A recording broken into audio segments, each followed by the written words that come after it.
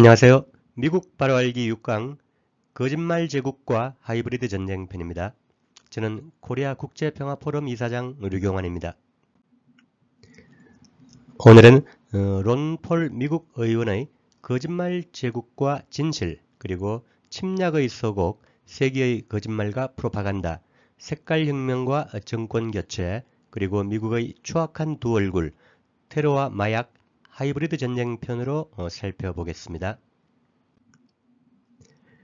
미국의 40년 가까이 의정 생활을 한 대선 후보 론 폴은 퇴임 기념 연설에서 거짓말 제국에서 진실은 반역이 된다라는 용감한 고백을 한 적이 있습니다.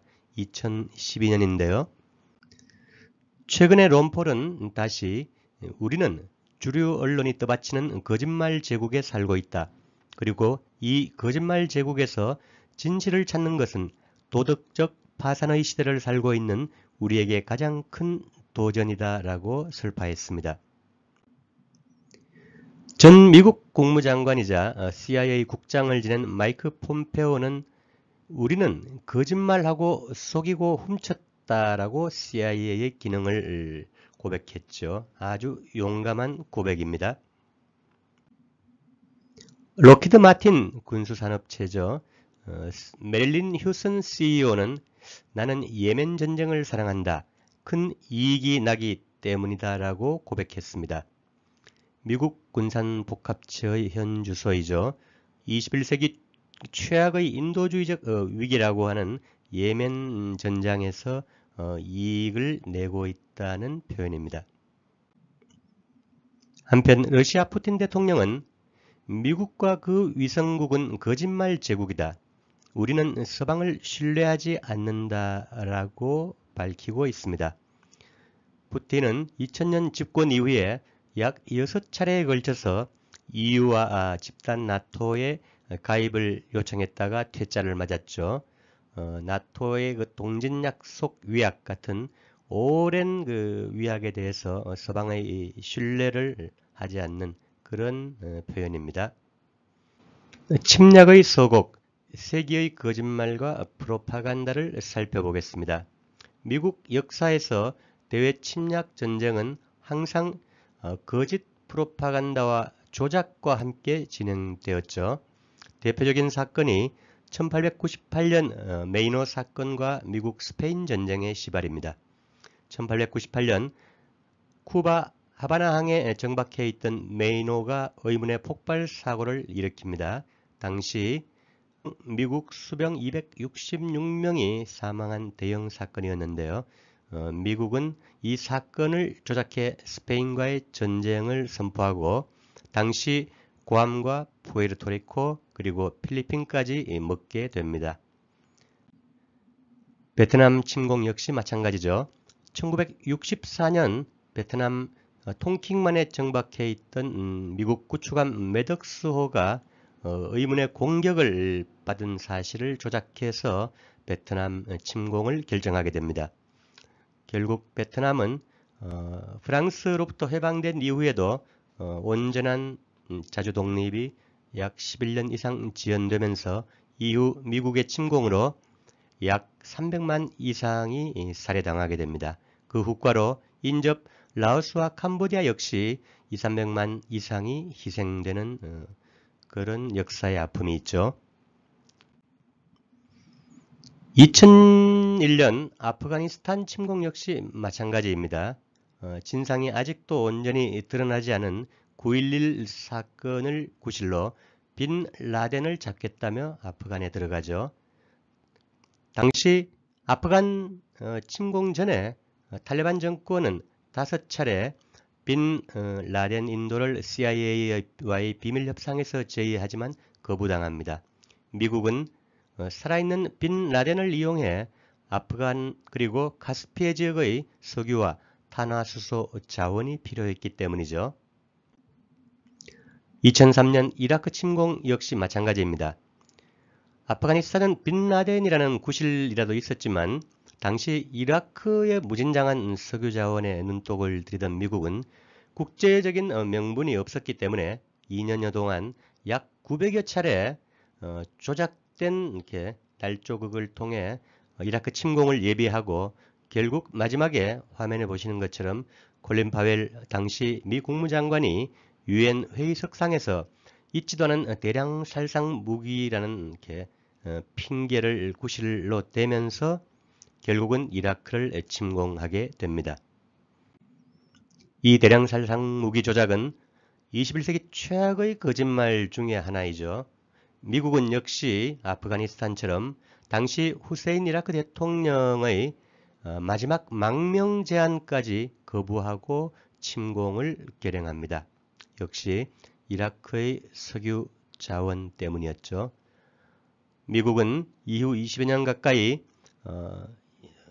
무자비한 학살, 난민을 양산하고 아부그라이브 그 유명한 교도소의 야만적인 고문을 관타나모, 쿠바 관타나모 미군 기지처럼 자행을 하게 됩니다.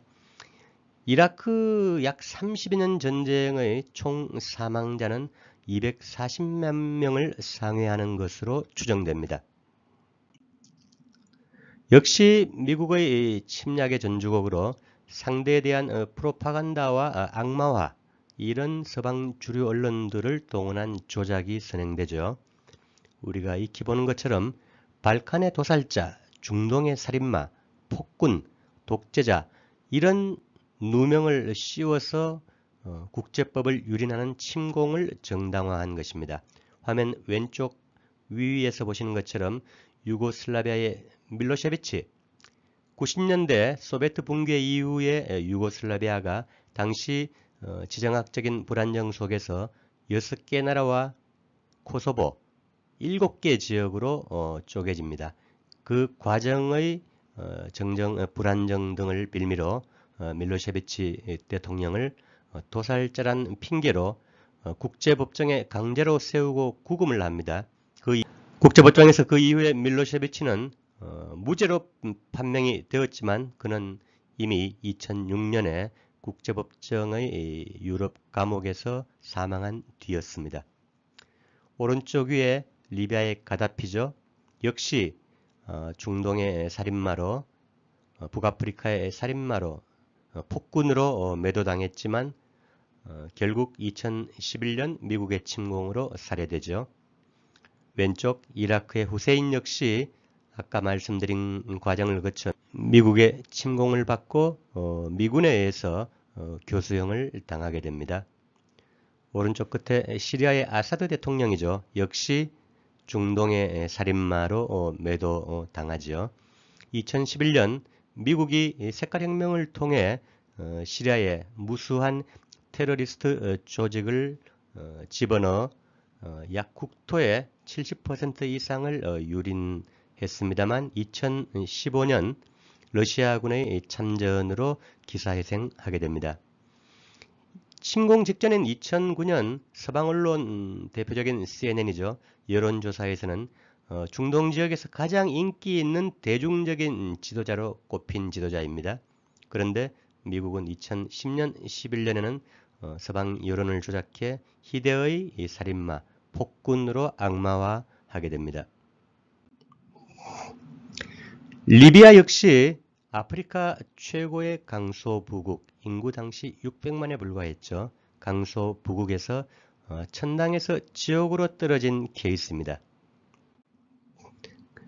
69년에 집권한 카다피의 이슬람 사회주의 혁명은 세계 정치 경제사의 가장 성공적인 실험 중 하나로 평가되었지만 2011년 나토 17개국 연합의 침공으로 잔혹하게 파괴됩니다. 당시 카다피 대통령이 성취한 것들은 전액 무상교육 무상의료, 그리고 신혼부부의 아파트 구입 5만 달러 지급, 전기는 무료였고 기름값은 리터당 약 160원에 불과했습니다. 아랍국으로는 독특하게 실질적인 성평등을 실현했고 인간 개발지수와 일일 칼로리 섭취량 등에서 상당한 수준이었죠. 그리고 농업 비즈니스를 무상 지원했고 국영은행의 이 대출 이자율은 0%였습니다. 특이한 것은 가다피가 사막 지역에 거대한 인조강 관계 프로젝트를 실현해서 막바지 완성 단계에서 나토의 침공을 받고 파괴됩니다. 그리고 2011년 침공 직전에 전 국민에게 원유 자원을 세계 8, 9위 정도 매장량의 원유 자원을 다 이렇게 민영화해서 국민들에게 지분을 나눠주는 프로그램을 준비하다가 역시 나토의 침공으로 파괴됩니다. 우리와 관련해서는 이 가짜 유엔 사령부가 문제가 되죠. 미국이 1950년 유엔 결의를 왜곡해서 다국적 군 사령부를 유엔의 이름을 도용해서 설립한 것이 유엔 사령부죠. 1975년 유엔 총회에서는 이 가짜 유엔 사령부의 해체 결의안이 2건이나 통과되었지만 미국은 결국 거부합니다. 현 주한미군 사령관 러 캐머런은 작년과 올해 미국 상원 하원 청문회에서 연거푸 유엔사는 유엔 기구가 아니라 미국 주도의 다국적군 사령부라고 고백한 바 있습니다. 하지만 미국은 현재 인도 태평양 쪽으로 나토의 동진을 밀어붙이면서 이 유엔 사령부를 각국의 병력 자원 지원의 통로로 삼고 전범국인 독일과 일본까지 끌어들이면서 강화해서 미국 인도태평양 전략 실현에 돌격대로 삼으려는 구상을 확장시키고 있습니다. 다음은 색깔혁명과 정권교체 공작을 살펴보겠습니다. 색깔혁명의 정의는 자유주의적 구호를 내걸고 사회 정치 상황의 불안정화를 위한 여건을 조성하는 것이다. 실질적인 목적은 색깔혁명, 즉 정권 교체를 목표로 한 시민혁명 시나리오 등을 이용해 헌법질서 기반 변화를 위한 조건을 조성하는 것이다. 즉 폭력적인 정권 교체를 말하는 것이죠. 보스턴 칼리지 조교수 오루케에 따르면 비밀 정권 교체, 미국의 비밀 냉전이라는 저서에서 미국이 1947년부터 1989년 사이 정권 교체 시도를 64번 비밀리에 했고 공개 시도를 6번 했다라고 밝히고 있습니다. 실제로 2차 대전 이후 미국은 전 세계에서 약 90차례 정권 교체 공작을 시도한 것으로 알려지고 있습니다. 시리아가 정권 교체 이 색깔혁명의 종합 세트라고 불릴 만하죠. 아까 말씀드린 아사드 대통령에 대해서 서방의 주류 언론들이 집단적인 악마화 여론 조작에 나서고 시리아 내 언론과 야당을 조정한 시위 확산 그리고 폭동화 단계를 거친 후에 해외에서 용병 암살부대 그리고 IS 테러 조직의 단계적인 투입 그리고 부족 분쟁 중이던 쿠르드족 무장을 통해 시리아 전역을 무질서 상태로 끌고 간 것입니다.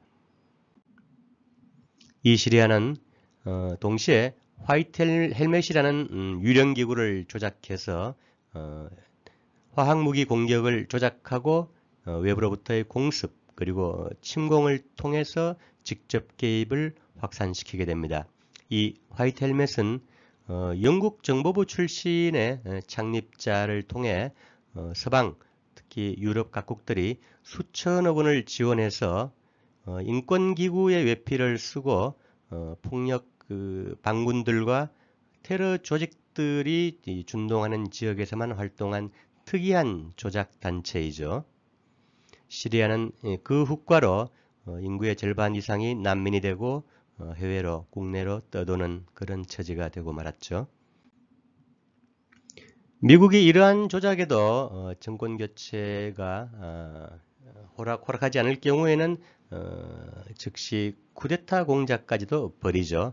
이 쿠데타는 의회 쿠데타, 사법 쿠데타, 그리고 군부 쿠데타 등 여러 유형이 있는데요. 대표적인 것이 원유 국유화를 밀어붙이던 모사데크 총리를 축출한 1953년의 이란 쿠데타, 그리고 칠레 1973년 선거로 집권한 첫 그 사회주의 정권 아엔데 정권을 전복시킨 칠레 쿠데타가 유명하죠. 그리고 최근에는 2014년 마이단 CIA 쿠데타로 우크라이나 선거로 선출된 민주정 합법정부를 축출한 마이단 쿠데타가 있었습니다.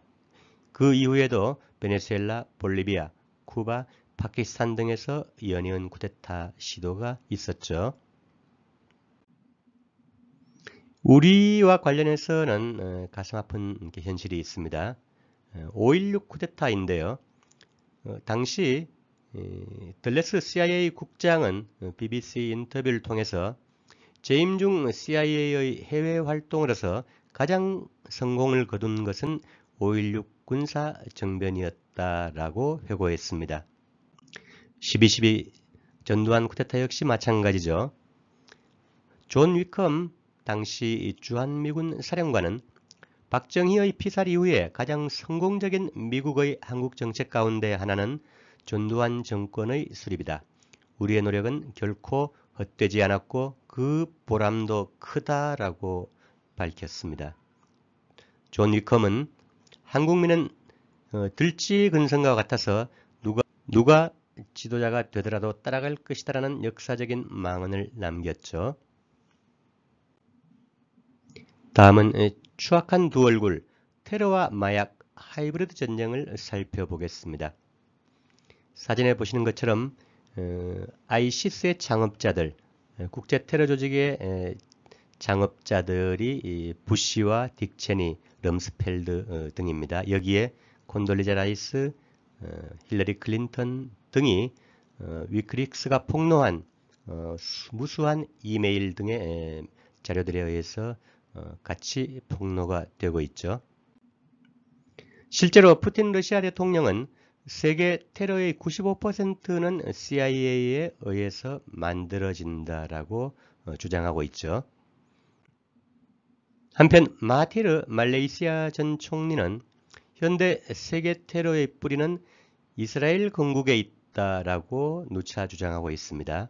1, 2차 세계대전을 거치면서 영국과 미국 제국주의가 유엔 결의를 조작해서 정착민 시온주의로 건국한 나라가 이스라엘이죠. 이후 이슬람 세계 약 20억 지역의 혼돈과 전쟁, 가전 분쟁, 지금도 이어지는 팔레스타인 학살의 뿌리가 바로 이스라엘 건국에 있다는 것입니다. 실제로 언론 비평가 제임스 캐리는 미국이 전 세계 쿠데타, 테러, 암살의 주요 선동자라고 규정했습니다. 한편 캐나다 독립언론 글로벌 리서치에 따르면 CIA가 세계 마약의 90%를 관리하고 있는 것으로 드러나고 있습니다. 실제로 미국은 2001년 아프간 침공 후에 양귀비 경작지를 50배로 확대했습니다.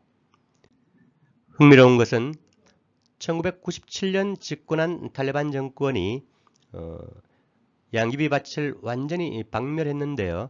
2001년 아프간을 미군이 침공한 후에 불과 1년 만에 그 50배 이상 확장된 것입니다. 실제로 아프간의 양귀비 재배 면적은 2017년에 사상 최고치를 기록했습니다.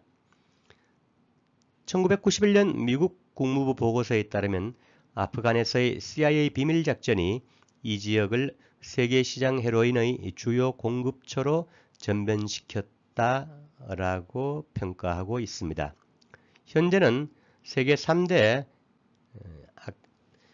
아편 생산지인 아프가니스탄, 그리고 미얀마 국경지대, 그리고 남미의 콜롬비아 등의 모두 중도 좌파 혹은 반제 반미 정권이 들어서면서 이러한 아편 공급지가 박멸되어 가고 있는 중이죠.